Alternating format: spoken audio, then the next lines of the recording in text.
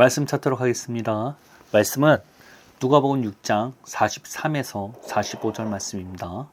누가복음 6장 43에서 45절 말씀 다 찾으셨으면 우리가 교독하여서 읽도록 하겠습니다.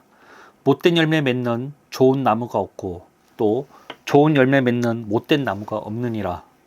나무는 각각 그 열매로 아나니 가시나무에서 무화과를 또는 찔레에서 포도를 따지 못하느니라. 함께 읽겠습니다. 선한 사람은 마음에 쌓은 선에서 선을 내고 악한 자는 그 쌓은 악에서 악을 내나니 이는 마음에 가득한 것을 입으로 말함이니라.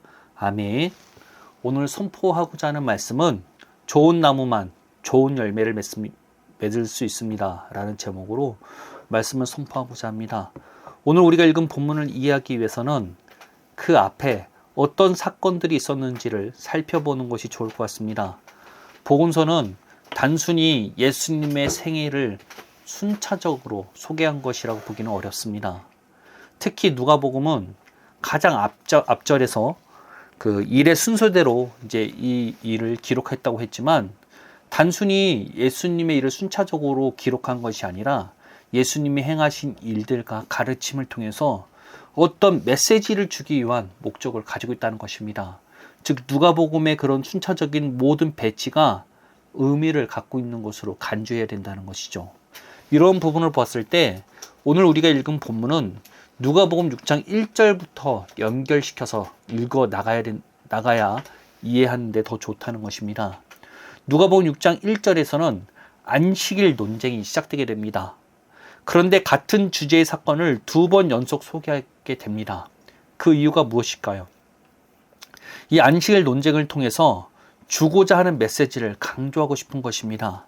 즉 안식일의 주인을 알아보지 못하는 것과 이 안식일이 본래 사람을 위한 날인데 누군가의 고통을 외면하고 규칙만을 지키려고 하는 종교 지도자들에 대한 책망이었다는 것입니다. 즉 더 이상 이전과 같이는 안 된다는 것이죠. 그렇게 종교 지도자들이 예수님을 죽일 계획을 세우고 있을 때 예수님께서는 기도하시면서 제자 12명을 사도로 세우시게 됩니다. 이는 새로운 시작을 알리는 것입니다. 구언약이 12지파를 통해서 시작되었던 것과 같이 이 새 언약은 이 12제자들을 통해서 시작되게 될 것이라는 것입니다. 그리고 과거 구언약에서 율법을 주신 것과 같이 새 언약에서도 새 언약의 성도들이 반드시 지켜야 할 말씀들을 선포하기 시작합니다. 이 메시지들을 가장 간단하게 요약한다면 사랑의 사람이 되라는 것입니다. 원수라 할지라도 사랑하고 누군가를 판단하고 정죄하지 않는 사람 말입니다. 이는 종교 지도자들을 빗대어 그들과는 다른 길을 걸을 것을 말씀하시는 것입니다. 종교 지도자들은 하나님의 말씀을 지키며 가르친다 하나 사랑 없이 다른 사람을 판단하고 정죄하기 바빴습니다. 그렇게 평생 손마른 질병으로 고통받는 사람이 안식일날 예수님을 만나 치유받는 것을 막으려 할 뿐만 아니라 고치려 하시는 예수님을 죽이고자까지 합니다. 종교 지도자들은 스스로를 하나님의 사람들이라 주장하나 정작 그 안에는 반드시 있어야 할 사랑이 없었다는 것입니다. 그래서 그런지 그들은 자신 안에 가득한 것들을 쏟아내기에 바빴습니다. 하나님과 연결되어 있지 않으니 그들 입에서는 판단과 정죄만 쏟아져 나오게 된 것입니다. 하나님의 사람들은 당연히 사랑이 나와야 했음에도 불구하고 그들의 언어 습관은 그렇지 못했다는 것입니다. 그렇게 언어 습관은 자신의 영적 상태를 점검하는데 가장 빠른 기준이 됩니다. 왜냐하면 우리의 입술은 그 안에 가득한 것들을 쏟아내기 때문입니다.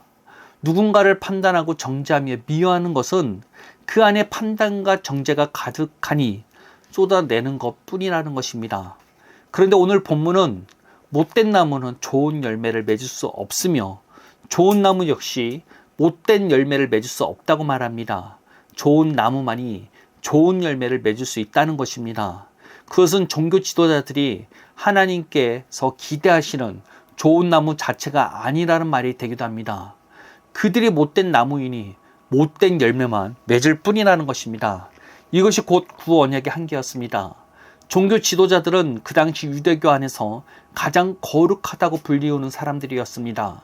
누구보다 성경을 가장 잘 알았으며 유대교에 열정을 가진 사람들이었습니다. 그런데 그들 자체가 본질은 못된 나무라는 것입니다. 왜냐하면 종교 지도자가 되었던 그렇지 않던 모든 인간은 타락했기 때문입니다. 아무리 스스로 선한 일을 계획하고 행동한다 할지라도 그것은 좋은 열매가 될 수 없다는 것입니다. 왜냐하면 좋은 열매는 반드시 좋은 나무를 통해서만 열리기 때문입니다. 이것이 새 언약에 필요한 이유입니다.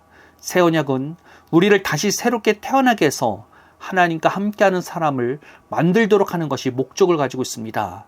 예수 믿고 구원받아 천국 가는 것은 복음의 일부일 뿐이라는 것입니다.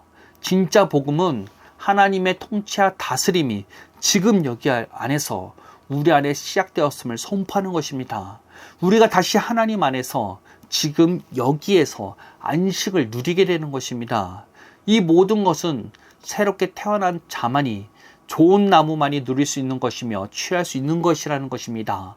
예수님께서 새롭게 시작하시는 새 언약만이 우리를 좋은 나무로 만들며 좋은 열매를 맺게 하는 것입니다. 그렇게 우리는 새로운 피조물로서의 삶을 살아가야 합니다. 물론 예수님을 믿음으로 우리는 동시에 거듭나게 됩니다. 우리가 느끼지 못하는 우리의 본질이 변화되는 것이죠. 그러나 우리의 생각과 기억은 그대로 남아있다는 것입니다. 그렇게 우리는 믿음으로 새로운 피조물로서 살아가야 하는 것입니다. 내가 못 느끼더라도 여기는 믿음을 통해서 우리는 새로운 피조물로서의 삶을 살아가야 한다는 것입니다. 이는 아담이 선악을 알게 하는 나무와 생명나무 사이에 놓여 있는 것과 비슷한 상황입니다. 우리는 언제든지 옛사람으로서 살 수가 있습니다. 또한 새 사람으로서의 삶도 살 수 있습니다. 아무리 우리가 믿음으로써 본질상 새로운 피조물이 되었다 할지라도 옛사람을 붙잡고 살 수 있다는 것입니다. 상황과 환경에 지배당하는 나 자신으로서 말입니다. 아무리 본질이 새로운 피조물이 되었다 할지라도 여전히 옛사람으로 살아간다면 절대 좋은 열매를 맺을 수가 없다는 것입니다. 아무리 종교적인 열심이 있다고 하고 은사적인 체험이 있다 할지라도 옛사람으로 살아간다면 좋은 열매는 기대할 수가 없습니다. 오히려 좋은 나무에서 못된 열매가 맺히는 괴이한 일이 일어나게 된다는 것입니다. 기도를 많이 한다고 하는 사람들 가운데서도 무당과 같은 사람들을 우리들은 많이들 보았습니다. 인격적으로 문제가 많은 것이 너무나 많이 느껴지는데 기도는 많이 해서 은사가 나타나는 사람들 말입니다. 이런 일은 오늘날 교회 안에서 실제적으로 일어나고 있는 일이라는 것입니다. 예수님께서는 분명 열매를 통해서 우리를 심판하십니다. 예수님의 보혈이 대가가 뿌려졌음에도 불구하고 나쁜 열매를 맺는 자들에게는 재앙이 임할 수밖에 없는 것입니다. 예수님의 보혈을 부정하게 만들어 버렸기 때문입니다. 그 희생의 대가를 무의미하게 만들었기 때문입니다. 좋은 열매는 반드시 좋은 나무를 통해서만 열리게 되어 있습니다. 우리가 말씀대로 새 사람으로서만 살아가야만 열매 맺는 삶을 살 수 있다는 것입니다. 하나님의 말씀대로 생각하고 나 자신을 말씀대로 붙잡아야 합니다. 그래야만 반드시 좋은 열매를 맺을 수 있는 것입니다. 하나님 나라의 다스림과 통치를 경험하게 되는 것입니다. 그렇기에 옛사람을 벗어버리고 새 사람을 입으시길 바랍니다. 예수를 믿는다면 우리는 본질상 하나님의 자녀요 하나님의 백성이 되었다는 것입니다. 사실 우리 자신의 모습은 무척 실망스러울지 모르겠습니다. 부족하고 연약하죠. 얼마든지 다시 옛사람의 삶으로 넘어가 육체의 노예로서 살아갈 때가 무척이나 많습니다. 당장 닥쳐오는 환경에 두려움을 떨기도 합니다. 그러나 우리는 예수 그리스도를 통해서 본질상 진노의 자녀가 아닌 하나님의 자녀가 되었다는 것입니다. 새로운 피조물로서 다시 태어나게 되었습니다. 그렇게 이제는 하나님의 자녀로서 새로운 피조물로서 우리 스스로를 여기고 살아가야 한다는 것입니다. 이러한 믿음에 열매 맺는 삶이 가능해지게 되는 것입니다. 그리고 이러한 삶이 쉬운 것이 아니게 좁은 문, 좁은 길이라고 말씀하는 것입니다. 모두에게 주어졌지만 이런 길을 선택하는 사람은 무척 소수입니다. 왜냐하면 옛사람으로 살아도 신비한 은사를 체험하는 것이 가능하기 때문입니다. 저는 요즘 유튜브를 보다가 깜짝 놀랄 때가 있습니다. 귀신을 쫓아내며 은사에 대해서 무척 무척 신비하게 가르치는 사람들이 알고리즘에서 올라오는데 그들에게도 놀랍게도 악한 영의 임재만 느끼기 때문입니다. 그들이 그런 이유가 무엇일까요? 귀신을 쫓아내고 여러 신비한 은사 체험을 했다 할지라도 여전히 옛사람으로 살아가기 때문입니다. 못된 나무는 못된 열매를 맺을 수밖에 없는 것과 같이 못된 열매만 맺고 있으니 겉으로는 하나님의 사람, 선지자 소리를 듣지만 하나님과 관계없는 사람들이 되는 것입니다. 새 사람으로 살아가시길 바랍니다. 새로운 피조물로서 살아가는 사람들만이 열매 맺는 삶을 사는 것이 가능하다는 것입니다. 자신의 언어 습관을 살펴보시기 바랍니다. 판단과 정죄가 끊이지 않고 있다면 사실상 옛사람으로서 살아가고 있다는 말이 됩니다. 여기에서 돌이키시고 새 사람으로 살아가시길 바랍니다. 새로운 피조물은 판단과 정죄를 하지 않습니다. 새로운 피조물은 하나님의 사랑을 나타낼 뿐입니다. 원수를 할지라도 뺨을 내어줄 수 있는 것은 우리가 거룩한 삶을 추구해서가 아니라 새로운 피조물이기에 가능한 것입니다. 새로운 피조물로서 살아가기를 축원합니다. 새로운 피조물이 되었다는 사실을 받아들이고 새로운 피조물로서 생각하고 행동하시길 바랍니다. 이것이 우리에게 요구되어지는 믿음이며 믿음의 싸움입니다. 그리고 이런 믿음을 사용할 때 반드시 열매 맺게 되어 있습니다. 왜냐하면 열매는 나무가 맺히게 해주는 것이지 가지는 우리가 노력하는 것이 아니기 때문입니다. 가지는 우리가 좋은 나무에 딱 붙어 있으면 되는 것입니다. 말씀대로 내가 누구인지를 선포하시고 붙잡으시길 바랍니다. 이미 죽어버린 못된 나무에 더 이상 붙어 있지 맙시다. 하나님께서 원하시는 열매를 잔뜩 맺으심으로써 이 땅 가운데 하나님과의 안식을 매일마다 누릴 수 있는 성도님들 되시기를 예수님의 이름으로 축복합니다. 기도하겠습니다. 하나님 감사합니다.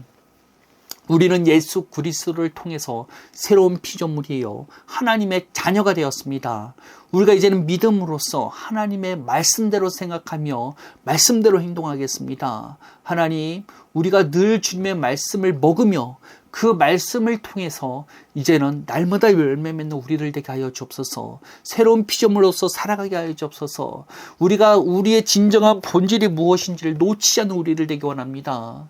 내 힘으로 내 노력으로 하는 것에서 이제는 벗어나 자기를 십자가에 못 박아 이제는 우리의 부르심대로 살아갈 수 있는 우리를 될 수 있도록 우리에게 지혜를 허락하여 주옵소서. 하나님, 이 시간 이 말씀이 저와 우리 가족 그리고 이 말씀을 듣는 모든 이들에게 깨달은 영으로 임하게 하여 주옵소서. 예수님의 이름으로 기도합니다. 아멘.